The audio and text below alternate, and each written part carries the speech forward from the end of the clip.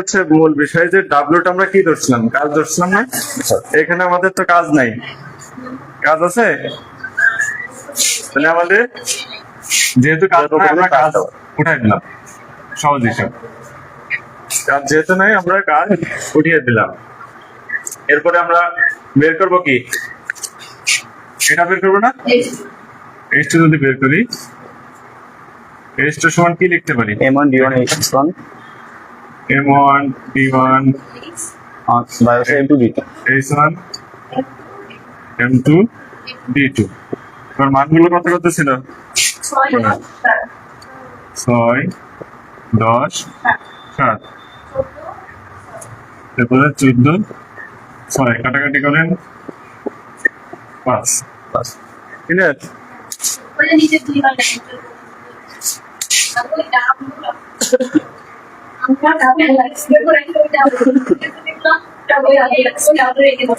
ডাব্লিউটাই হচ্ছে বুঝতে পারছি আমার মান। আমি আগের দিন বলেছিলাম যে কি কি দেয়া আছে আর কি কি নাই, ঠিক আছে? বোঝা গেছে? ক্লিয়ার? ওকে, ধন্যবাদ সৌরভ। আপনাকে আর কোনো কনফিউশন? 2 নম্বরটা, 2 নম্বরটা না,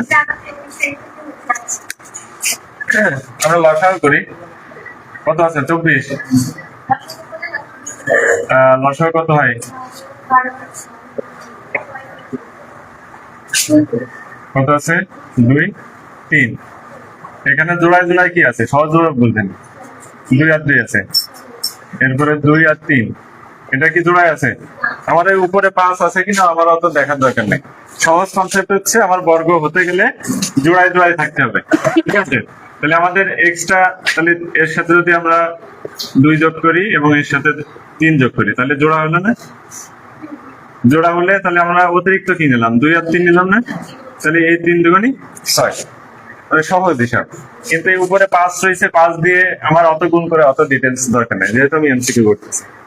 বোঝা গেছে কি?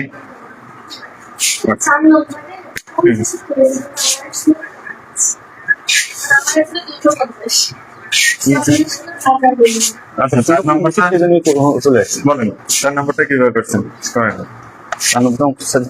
হ্যাঁ, কোন শ্রেণীতে যতজন ছাত্র ছিল তাদের প্রত্যেককে তত পয়সা করে চাঁদা দেওয়া হয়। মোট হয়েছে ধরি এক্স জন হচ্ছে আছে, এক্স জন আছে,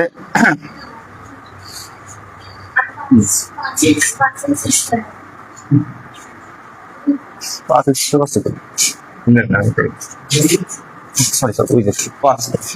তাহলে 5 পয়সা আছে।